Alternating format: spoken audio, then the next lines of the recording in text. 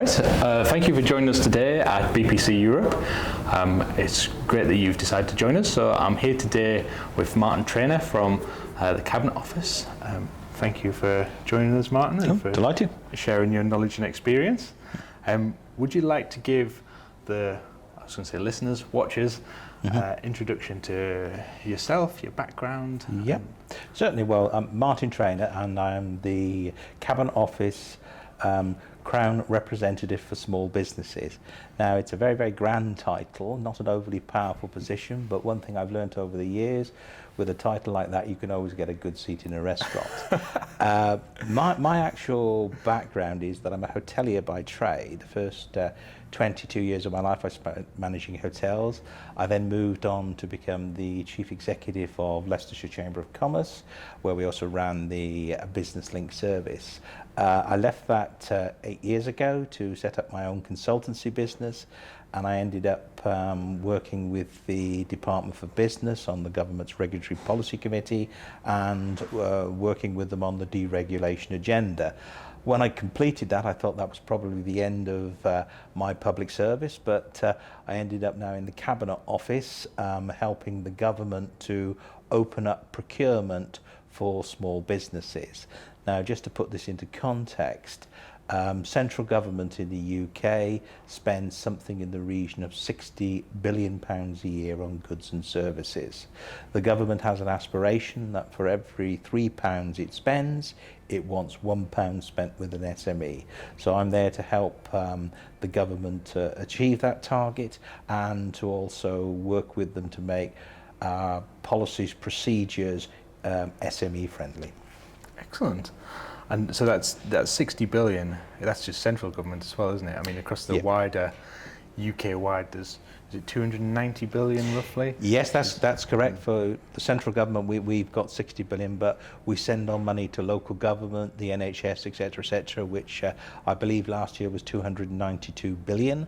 So there are huge opportunities there for the SME market to pitch for that work. Yeah, excellent. Which I guess plays into the audience today, who are all out there trying to help businesses win these contracts. Yep. So you've played a key part, if not the lead part, in I guess what's been billed as the once-in-a-lifetime opportunity for procurement reform. Do you want to give us a bit of an introduction to that and where we're at with it currently? Yes, 18 months ago the government set up an international panel to look at procurement rules in the UK post-Brexit. The Minister has rightly described this as once-in-a-lifetime opportunity to reset procurement rules here in the UK. We were very, very keen to have an international panel on the basis that we recognise that places like Korea, Ukraine, New South Wales had done some really interesting work around opening up procurement to small businesses. So we brought together this panel, international representation. We had representatives from business, academia, and of course from the legal profession. Now, the panel worked on 18 months to prepare what we described as a green paper, which is a government consultation. We launched that before Christmas, and we were pleased that as part of this 12-week consultation, we had over 640 responses, and a lot from businesses, which I'm delighted. I've encouraged a lot of business to be able to respond to this consultation. Now, the consultation itself talked about what procurement in the UK should look like. It's about simplification, it's about transparency, and it's about engaging with the wider business community. So I was very pleased with the green paper. And we're now at a stage that the consultation is closed. We are looking through all the responses, and then the government will actually publish our responses to the consultation. The intention is to prepare a bill for Parliament September, October of this year, with the intention of getting this on the statute book April, May next year. We're not quite sure about the passage through Parliament. You don't very often do a procurement bill, so we're not really that sure how much parliamentary interest there will be. It'll be one of two things. It'll either near enough go through on the nod, or they'll pick it to pieces. One of the two. But it's had the thumbs up from the Queen, though, hasn't it?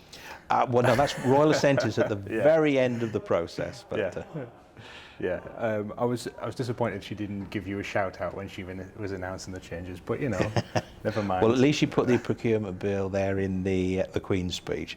Yeah, definitely. So I guess with so many interested parties and lots of different voices to listen to, both the international panel and the business community, you must have heard some really out there suggestions, I guess. I think one could describe the meetings as robust, but that's not necessarily a bad thing. I think we were particularly keen on learning how can we do things differently, and that I think was very much the driver. And again, we had some really interesting proposals, a lot of which we've crafted into the green paper, and hopefully will go through and appear in the bill. And going through that process then, you mentioned how there's a lot of different models internationally that are working very well. Was there ever the temptation to go, here's a model that works in country X, let's take that and deliver that in the UK? There is always a temptation to look at that and think that's the solution. But you've actually got to remember that there is often cultural differences between countries and peoples. And though the Ukrainian system was particularly interested, it still really was based on a command and control. And I wouldn't describe the UK system as a command and control. So it's really looking at those, picking up the good bits, and then saying, well, if we could knit this together, this is what procurement would look like here in the UK. Yeah, and I guess when they're participating in this, it's essentially a analysis of what they're doing themselves. Have you seen other governments across the world picking up things from those discussions and making changes? I think to expand on that just a little more, there's a lot of changes globally in terms of America's got the Buy America, Europe's now doing this Buy Europe. Do you think some of those changes that you've put forward and some of those discussions will make an impact globally? Yes, I probably do, because I think there's one thing that we've learned through COVID. We have to reset a lot of the things we've been doing in the past. What we've seen through COVID is interruption to supply chains. We even saw the other day that you get a tanker stuck in the Suez Canal, and that actually can have huge implications. And again, if we look at where we've been with container ships and containers in the wrong place due to delays in COVID, and where they should be in China, they weren't. So there's all sorts of issues. So I think globally we have to look at the way we're doing things. Now, people have often talked to me about things like reshoring, etc., etc.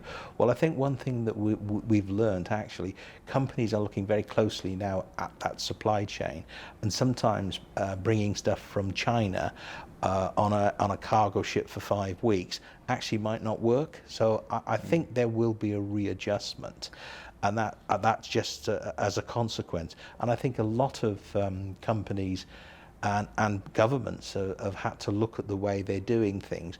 And again, the example I would probably give is the supply of PPE goods. There's been a lot of controversy, but the reality was, we were in a situation where we had to take risks. We were purchasing stuff as were all other countries, and okay, we didn't always get it right, but we never got to a situation where the NHS ran out of PPE goods. Yeah, and I think, that whole narrative about do we ship things from the other side of the world fits to a number of agendas there. I feel like the world's gone from being very much a global world to much more of we now have the opportunity and the requirement to invigorate local economies because of COVID and the impact it's had. But on the other side of things, there's the new net zero commitments as well. Yep. And is the best thing to do to ship something from the other side of the world? Sometimes it isn't. I would agree with that analogy. I think on the first half, yes, I think there is now a case of looking at the supply chain. I think what happened in relation to COVID, and also in the UK in relation to Brexit and what we called Operation Yellowhammer, forced us to look at the supply chains in a bit more detail.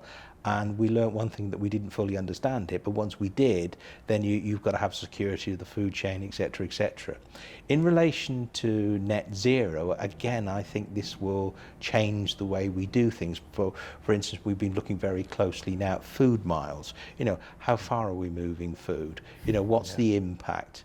Now, to aid this particular process, the government has just announced that for any contracts now coming to, or any awards for a contract in the UK above 5 million, we will expect the successful bidder to have a carbon reduction plan. And the Minister has written to all our strategic suppliers setting out that condition. So therefore, I think, you know, in shorthand, if you haven't got a carbon reduction plan, don't bother bidding. So there's a great point for the people watching. If you're a bid writer, you need to brush up on your knowledge of net zero, brush up on your environmental knowledge, your ISO 14001, all that side of things. Very, very much so. But the interesting thing is, when we were talking to large companies, already 35% of the FTSE 100 companies are already operating a carbon reduction plan. So I don't think we're going against the grain. We're just basically trying to use government procurement to accelerate.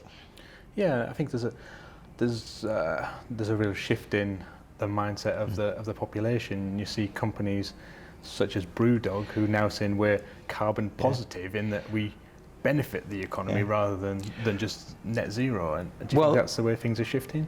Yes, but I think actually a lot of this started before the pandemic, because I was talking to a group at the British Retail Consortium, and we were talking about the influence of millennials.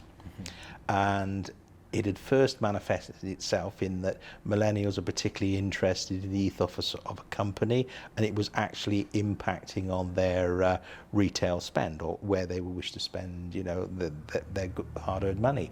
Now, the other interesting thing, it started to then come to recruitment, because, you know, I think back, you know, 40 plus years ago, when I was looking for a job, etc., money was important, the title, etc. Millennials are looking at more in a different order, in that they are interested in the company that they want to work for, they want to know what the ethos is, etc., probably before money and the rest of it, which is different to us. But again, that does influence the way companies think. So actually, you know, when we start talking about net zero, and it is something that millennials are interested in, it will impact. Yeah, it's great to see that filtering through into procurement as well. And do you think that, again, that's something which might impact the rest of Europe, given that this conference is a Europe-wide? Can you see that net zero commitment being something that's picked up elsewhere? I would be surprised if it wasn't. I think, you know, we're using our 60 billion a year worth of procurement to influence the market. You know, and when you spend that type of money, you can do that. And if you look at we were talking earlier about the 292 billion public sector spend on goods and services, you've actually got to remember that's 14% of GDP. You know, that can actually influence the economy. And I think we're not really looking at the stick approach. We're trying to encourage companies to think about it, but I think a lot of them are already at the table. Yeah, definitely. I think as bid writers, we think we secretly run the world because we help people win these contracts. Yes, I've heard that rumour. So SMEs and SME businesses winning contracts is something that is at the heart of our business. OPPORTUNI, we're there to try and drive more SME bidders than there has been historically, to try and raise awareness, so that if you're Joe Bloggs Builders and you want to work with your local council or your local NHS, we're trying to bridge that gap and help people understand how they can get into it. So one of the things I wanted to ask is about, which I know we've discussed off camera, is about how SMEs are getting that information. So I don't know if it's worth talking about what the LEPs are doing and that sort of thing as well. Well, we're very, very keen to get that message out there. Now, the government has a free portal called Contracts Finder. Anybody can sign up to it. They can register on the site, and they can get email alerts when contracts come available. Now, on that particular website, any government contract above the value of £10,000 has to be advertised, and any wider public sector contract above the value of £25,000 has to be advertised, and this is set out in statute. But again, I think over the years, Contracts Finder has been one of our best kept secrets. So one of the things that I'm doing consistently now is pushing Contracts Finder with audiences out there. Now, before 2010, we had something in the UK called Business Link.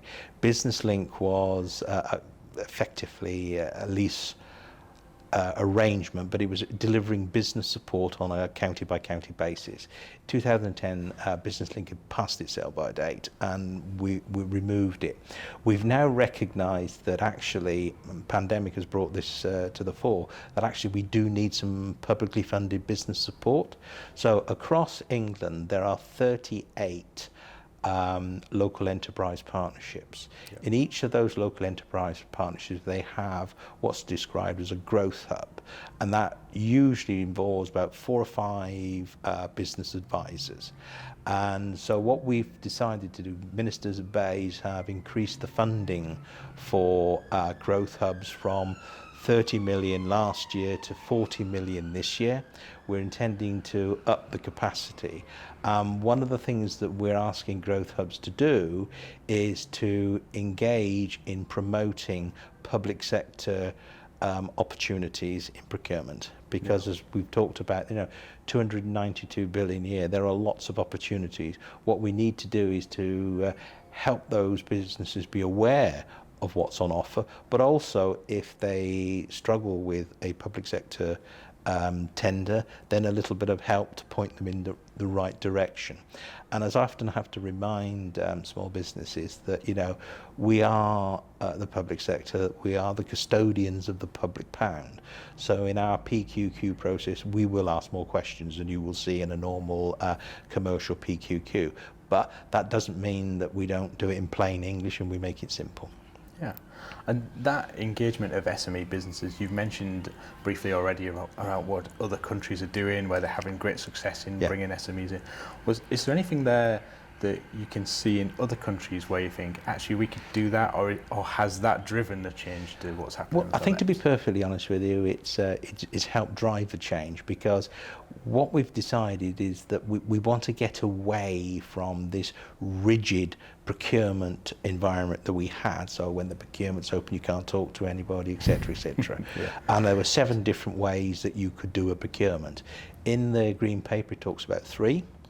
But it also talks about relationships with our suppliers, and also being able to have a conversation with bidders as part of the process. There are very few things you would buy off the shelf that be 100% right for what you want. But if we can do that, where we can have conversations in an open and transparent way, then I think we will have better procurement in the UK.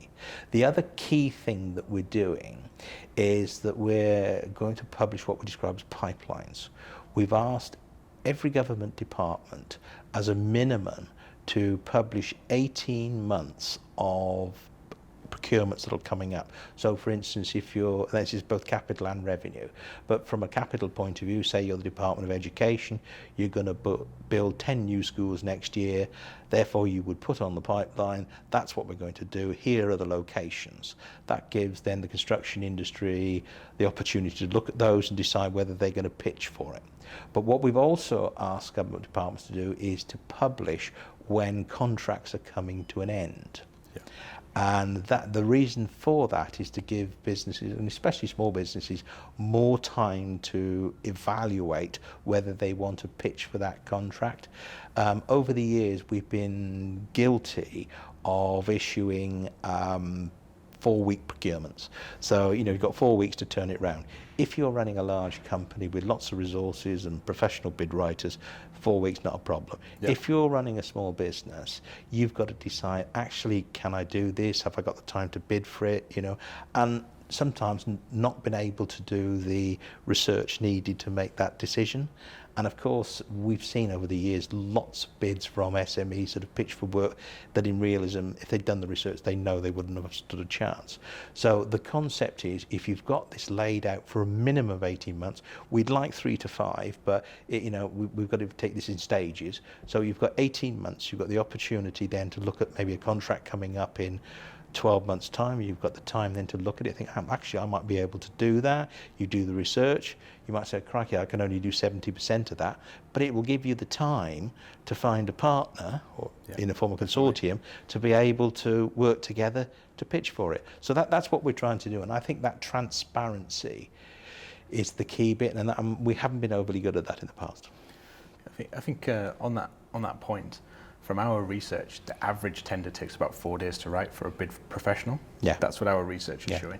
And that's for a bid professional. So if you're not a bid professional and you are, a person running a business and you're not 100% sure how to do it, or you're not as confident, it might take you 7, 8, 9, possibly 10 days. And in a 4-week period, I mean, most small business owners are time poor. Finding that time to do it is a challenge. So I think having that pipeline will really help. I totally agree with you. And of course, the problem you have as you say, if you're not a professional bid writer, it takes you longer to work out exactly what's happening, etc., and therefore it takes you longer. But if you're asking someone who's an SME to take 6 to 10 days out of a month, that's a huge commitment. So you have to spend your time wisely. So I think through this transparency and allowing people to see what's coming up gives them more time to plan. Definitely, it allows for the prioritisation as well. If you're a company based in London and you see a contract come up in Cambridge and you think, I like the look of that. It's not on my doorstep, but I'm going to go for it. But if you knew there's one coming up in London in 3 weeks' time, you'd go, actually, my resource is better spent on one that's on my doorstep. Absolutely right. So that really is where we're trying to get to on this. But interestingly, again, coming back to us as the public sector asking more questions, I always give an example of when I was doing some work for Leicester City Council. We had a newly elected mayor. He wanted to open up procurement to SMEs in the city, but the mayor was of a particular persuasion, and one of the things he wanted to do was to have all bidders having an equalities policy. Well, it didn't take very long before people started ringing up and saying, well, what exactly is one of those? I've tapped it into Google, I've seen IBMs, have I got to do all of that? And no, it wasn't. But once you explained it to them, they thought, well, I'm doing all of that. What they didn't have was 2 sides of A4 saying this is my policy. So we did something very, very simple. We worked with the Federation of Small Businesses. We came up with a template which allowed the company then to top and tail it, add in anything else they were doing, and once they'd done that, they could then tick the box, have you got an equalities policy? Tick yes, unattached. And actually it was as simple as that, and sometimes that's where we've got to be a little bit smarter in the public sector, recognising that there is a policy objective, but we need to make sure we help companies get to it. And I think that's a common thing that we come across. We talk to small businesses and they'll contact us and say, I need a process for this or a policy for this. You'll talk about them and they'll say, we do this, then we do this, then we contact this person, and we go, that's your process, you just haven't written it down. Correct. And that's a very good analogy, because this is what I found with the equalities policy. They were doing it all, they just hadn't documented it or said, well, this is my policy. And I think that comes back to the whole being a small business and being time poor. Is it a priority? Is it going to drive the bottom line? Not right now. We're doing it, but we haven't got time to write it until we have to. And I think the FSB and the Chamber have both got similar, we call them kind of paint by number policies, which are absolutely fit for purpose, do the job, and they that's right. And they work for procurement. No, I totally agree, and I think a lot of the business support organisations out there have done an excellent job in helping their members on this, because often we can ask a question, we know the answer to it, it's pretty simple, but actually if you've never done it before, you're thinking, what on earth is this? Everything's simple when you know how to do it. And one of the other things that we're doing is we've got something called Project Conclave. Now, the interesting thing is in central government now, if I was to go to the Department of Education and submit a bid, And then I said, right, I can go to the Department of Transport. I've then got to fill in the PQQ all over again. Yeah. And as you alluded to, there's a lot of time spent in filling in these PQQs. If you actually look at the PQQs across central government, 80% of the questions that we ask are generic, and it's only 20% of the questions relate to what we want you to do. So what we're going to try and do is have a single entry point into government. So for instance, if you went into the Department of Education, you filled in the PQQ, then you go to another department, you tap in your VAT number, or you tap in your company's house number, and the generic stuff would then cascade down into the PQQ. Now, you as the business will be responsible for ensuring that the information is correct. Changed, but you think about the day that it would have spent you to copy and paste all of that information that you'd already given us. So it's those types of things that we're trying to drive through, and therefore I think that will help small businesses. I think it definitely will. I mean, in the bid writing community, we know that part of the submission, it's not a problem. We've usually got the information from a bid we've done previous for that client, company information. Have you been convicted of this, that, and the other? No, hopefully. But actually, when small businesses open up a tender opportunity and they look at the document, they go, oh my goodness. But if they fill that in once and they know that that's that, I think that will reduce the barrier to entry, if that makes sense. And I could understand that from a small business person's point of view. They click onto our 50-page PQQ and look at it and think, have I got time to read this, let alone understand it? So thought about doing audiobook versions. But I think what we're trying to get to is, if we can get that simplification running through it, it will make life a lot more convenient for businesses, but also allow them to cut down all that unnecessary time spent doing the same thing time in, time out, when we've already got the information. And so there's the big kind of statement pieces of the new procurement bill. But then there's other things going on around that, such as the net zero change, the changes to publish it in the pipeline, the changes to using find a tender in the UK. Do you see this procurement bill as being just the beginning of other things that are going to tag on to change? Are there other things you could tell us that are in the pipeline, or are they? Well, it's probably the other way round, because once we got to the 1st of January, obviously we weren't covered by EU rules, but the most important thing, we weren't covered by treaty principles. So what that allowed us to do, we fell back on WTO rules. And you've got to remember, ODU and everything else and European stuff was based on a WTO anyway. But we've fallen back on that. So that has now allowed us to set aside contracts for small businesses. So for central government, if the businesses fall under the 120,000 threshold, we can, if we so wish, set aside businesses for SMEs. In the wider public sector, it's contracts under the value of 185,000, and in relation to capital programme, it's projects under the value of 4.5 million. So that then gives us the opportunity, if we so wish, to set those contracts aside for SMEs. It also, of course, allows us to define by location. So for instance, if we said, well, actually, we want that contract going to someone in the northeast, we can do that. Now that's given us the fact, and of course that will help with the government's levelling up agenda as well. So it's given us that bit of flexibility. Now the reason that we're doing a piece of legislation is that we need to fill in all the gaps. We've done the bit to get to where we are now, but again, we'll be aiming towards now setting some of this stuff in statute, and that'll help us drive it forward.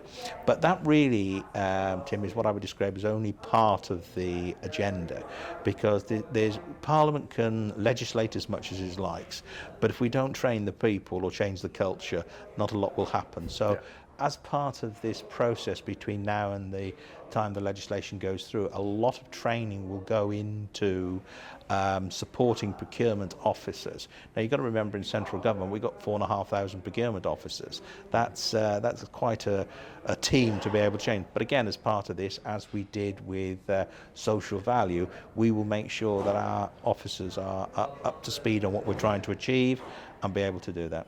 Yeah. Excellent. And bid writers and the bid community have some sort of responsibility to be advocates for the change and to push them out there and to essentially raise the profile of the industry. Is there anything that you think the bid writing community can be doing to support the agenda, not just in the UK but across the world, to increase SME bidders?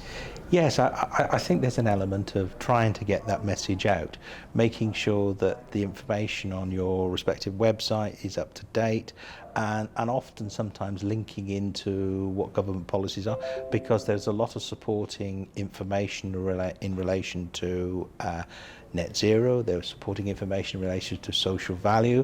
It'll basically give businesses a feel for what we're trying to do, and it comes back down to things like we're trying to achieve with social value. A lot of small businesses do this sort of stuff anyway without actually realizing that's what they're doing. And certainly small businesses in particular areas are linked into their local communities. They're involved in, it might be, fundraising for something. It might be through organisations like Rotary. So there's a lot of activity already happening, but they've never actually articulated it or ever been asked to put forward in a PQQ response. So I think there's a real opportunity, I think, for the bidding community out there to support SMEs and say, well, actually, guys, it's not as difficult as it looks. Yeah, and I think one thing that we try and do at Opportunity is try and help those small businesses to shout about their successes. Yeah. Because if you can see another company that you can relate to having that sort of success, and they're out there and they've won a contract, and you're thinking, well, I can do that too. Yeah. And our ultimate agenda is to get more SME businesses to bid, and to get involved in it, and then we link them with the bid writing community to help them complete these tenders to a professional standard. And it's through shouting about those successes that we're trying to get other people to pay attention as well. Absolutely, and again, I think there are opportunities there to promote case studies through the local enterprise partnerships, because again, they are very much at the forefront. That they're trying to encourage businesses to get involved, etc. And as you quite rightly point out, case studies of businesses that look like you often encourage people. But I probably should also highlight, though, and I predominantly talked about England because obviously that's the remit we cover. Area of expertise. Yes, but in reality, okay, we've got the three devolved nations, and economic development is largely a devolved matter. But each of the three administrations are taking slightly different views on how they promote it, but the direction of travel is the same. And I'll give you a good example of what the Scottish executive have done. I've met several times now with their procurement people up there in Scotland, and the interesting thing is, one of the first things they did was to move the procurement team in with economic development. Excellent. Now, it wasn't about economic development working on the basis of influencing procurement. It was about economic development knowing what Scottish Government and Executive were procuring.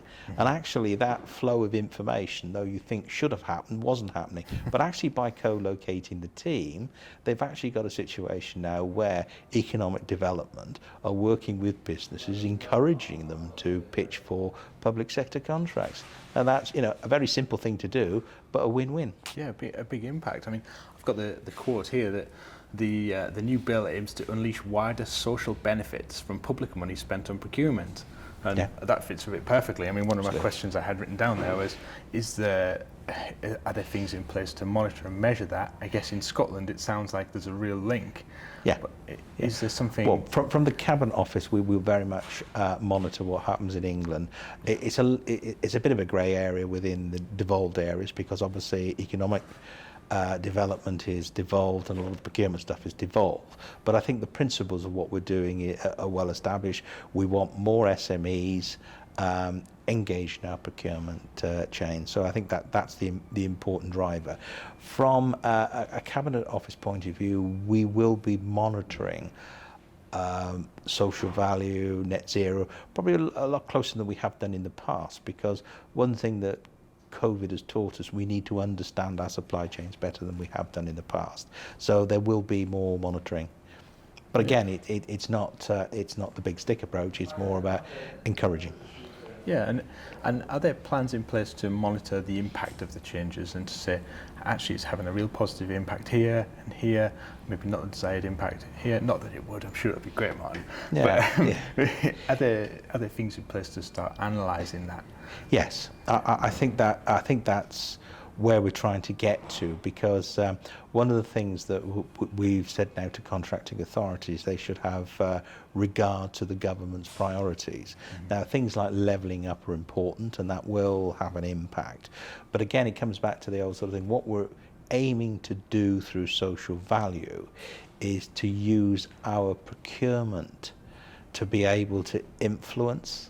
And that's an important bit. It's about influencing organisation to get more involved in local communities. So if you like, we're getting a little bit extra for our value. Now, interestingly, across Europe, that is commonplace. Yeah. So where you have government procurement, a social value is part of it. Mm-hmm. So that's going to be pushed more to the forefront in the UK. And Yeah. And was that part of the learning from the consultation exercise, or is it just we need to do this because it's the right thing to do? No, I think this social value goes back to, I think the legislation was 2012. Yeah.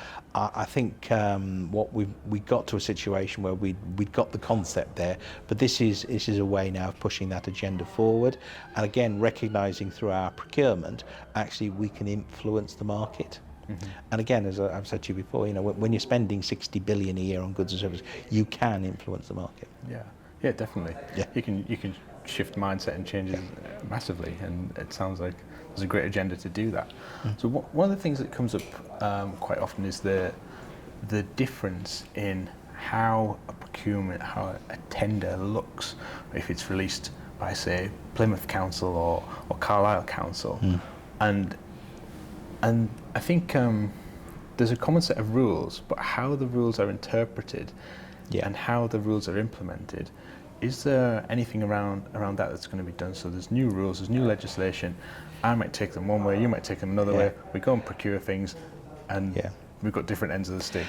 I think to be fair, I think that is something that will come up as part of the legislation. Mm-hmm. So we've already issued a note out to contracting authorities, and that's ranging from the police to NHS to local government, basically saying they should have mind of their competencies to ensure that they have adequate resources to be able to do procurement professionally. Mm-hmm. And that's not to say that councils or things are not doing it professionally, but as ever there's a scale of very good and maybe not quite so good. I think the intention is to try and up the game a little bit on that. Yeah. So I think this is an opportunity, but again it comes back down to competencies and training. We do recognise there are weaknesses in the system. I think through the legislation we're trying to bring a lot of people up now to a particular standard, because as you're quite rightly saying, if you're procuring something in Carlisle or something in Plymouth, really it should be the same set of rules. And I think quite often it's very similar, but even just things like consistency of appearance of documents can really help from a bidder's perspective, looking at something, especially if they're working nationally. They can pick it up and look at it and relate to it. Yes, I think that's right, and I think that we do through Ground Commercial Services have a model contract and some things that people can use, but again, inevitably people develop their own concept of it, and it always fascinates me when I look at local authority websites.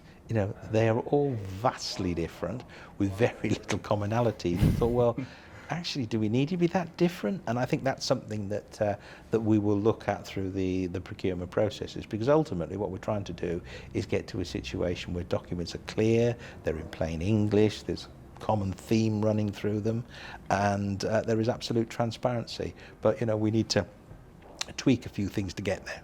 Yeah, and I think it's a common issue probably globally, in that there's lots and lots of procurement portals. I think in the UK there's about 3,500 tender portals, and yes, we've got Contracts Finder, but if you're looking to buy something, say from your local NHS, that could go out on a site that the CCG has put in place, or it could be done regionally, or it could be done from the national team or an innovation team. And I think that kind of consistency as well would really help people finding the right opportunities? Yeah, and it comes back to the old sort of thing, though. For any public sector organisation, as I said before, on Contracts Finder, above 10,000 for central government, above 25 for the rest of the public sector, has to be publicised on that site. So actually, that is the site where you'll get it. Now, for a lot of small businesses that are looking for contracts under the value of 25,000, that becomes a little bit more of a challenge. So, for instance, here in Leicester and Leicestershire, they've got something called Source Leicestershire, which effectively is where they put all the stuff that is on Contracts Finder, but also the smaller value contracts. Now, again, from a Contracts Finder point of view, 500 quid for stationery somewhere, we're not really looking for that to be on that site. It's not very cost effective. But something for Source Leicestershire, if it's a part of the local public sector here and they want that, then that's fine. But it does make it a little bit more difficult for small businesses. But having said that, if you are looking for contracts of that sort of value, you are probably looking to supply locally. Yeah. So it's understanding what's around locally. And the way that the statistics are recorded in terms of contracts awarded to SMEs, I know part of that includes where there's a main contractor, a prime contractor, and then they have SMEs in their supply chain. One thing I always think that my dream would be that actually it was just recorded that it was SME bidders and they made up a third and they weren't tier 2 to the main contractor, because there's so many good companies out there that can deliver these things. I recognise in certain contracts you need a prime contractor for that stability, but do you think that's something that might shift in the future? Yeah, it will do. And the reason I say it will do, we certainly learnt through COVID that we need more visibility to that supply chain. And without breaking any confidence, there was a particular MOD piece of kit that we were developing, and there was somebody either tier 4 or tier 5 was the only company in the UK that made this particular widget, and if they went over, the whole project fell down. So it's almost like building a rifle without a firing trigger. So was that the project? No, it wasn't the project, but it was an example, and I think it was just we were working on the basis of identifying our supply chain and analysing the risk. And I think that's where central government needs more visibility to what those various tiers look like. And I think in doing that, it will give those small businesses more visibility. And again, I was talking to a company in Penarth in South Wales not long ago, and they do a particular part of software. They have no visibility in any of the contracts that the tier 1s have gone for, but without that little bit of software, it doesn't work. And actually they're a huge part of what that company is pitching for. So again, I think as we go forward, that visibility of the supply chain will become more and more important to central government. And I think there's been a shift, certainly from our perspective in the construction industry. I mean, the Carillion example, I think, has driven change. Yes. In that there's a lot of authorities that are now building much bigger frameworks and including in that project management and that sort of thing, so they can piece it together for specific projects. And I think that's a positive change we've certainly seen. Yes, I think that's right. But there's one thing that we're pushing very, very heavily now, especially in construction, is what we describe as project bank accounts. And that's the concept that you agree with the company, there will be a dedicated bank account. That also allows central government to put funding in from the very beginning. And that's mainly to ensure that in the supply chain that people are paid within 60 days or in some cases 30 days. So project bank accounts is something that will feature quite heavily going forward, and certainly we've published what's described as the construction playbook, which basically sets out how to run projects right the way through. And within that particular document, you cannot have a project bank account by exception. So in other words, you've got to prove why you don't need one. Fair enough. Yeah, so it becomes the rule rather than the exception. Yeah. Excellent. So fast forward 5 years from the procurement bill. The question's split into two parts. So how would you like to see the procurement landscape in the UK? And the second part of it being, how would you like to see that impacting globally? Well, I think on the first part, I would like, in 5 years' time, I would expect to see a much simpler landscape. And hopefully as a result of that, we will have seen more SMEs join the government supply chain, and the proportion of spend with SMEs from central government will have increased. The procurement bill basically is nothing more than a set of tools. It will then give us the tools to be able to create that situation. From a global point of view, there has already been a lot of interest in what the UK is doing and how we're approaching procurement going forward, as there has been with the regulatory environment here in the UK. I think there is a lot that global economies can learn from what we're doing. And from our point of view, we're more than happy to share that information, whether directly or through organisations like OECD. Excellent. Yeah. And a follow-on question from that then, so do you see there being much more collaboration and knowledge sharing going forward with other countries, if not already, with other countries to say, this is the change we've made and this is the impact it's having, and similarly to go to maybe Americans and their Buy American First and see what they're learning and see if there's continuous improvements that can be made on a global level as well? Yeah, I think there is an awful lot of dialogue already, and again you've got organisations like OECD out there that help this type of cooperation. We have a huge embassy network where we have commercial people within our embassy teams. My colleagues in Washington have been particularly helpful in relation to understanding American procurement and how they do it in relation to their SME community. And again, I think there is certainly a dialogue. I actually think now there will be an awful lot more dialogue, and now that we've all got used to the land of Zoom, I think we can now have more productive meetings and be able to discuss what we're doing. And certainly when we had our international group in place, you know, we were talking to people from South Korea, from New South Wales and the Ukraine, who all joined the meeting, though virtually. So it is quite possible. Excellent. And I've found that your team, particularly over the last kind of 3 years, has been much more accessible than I'd seen previously. It must be coincided with you joining, Martin. If people are keen to ask questions and engage, is there a way that they can, or is there... Yeah, by all means. Then my email address is martin with an I .traynor, and that's TRAYNOR at Cabinet Office, all one word, .gov.uk. Happy to receive any emails. Well, it doesn't get much more transparent than that. I mean, you could give out your phone number, but we won't go that far. No. Well, thank you very much for your time today. I think the bid writing and proposal community will find all that really interesting. There's a lot of change in a sector that has traditionally been very static, so to see this sort of change and to have people like yourself talking about it is of real value to the community and to people who need tenders and bids writing across the world. So thank you everyone for joining us today, BPC Europe.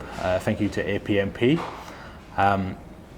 At OPPORTUNI, our mission is to raise awareness of the opportunities that are available to small and medium-sized businesses and to encourage them to get more involved in public sector contracts. And through doing that, we need high quality bid writers to become part of our marketplace so we can point them in the direction of professionals such as yourself. So if you're keen to have more work passed in your direction, please feel free to reach out to OPPORTUNI and we'll pass those great businesses who should be winning public sector contracts through to professionals so they can actually win those contracts that they deserve to be winning. So thank you very much for your time. Thank you again, Martin. Pleasure. And enjoy the rest of the conference.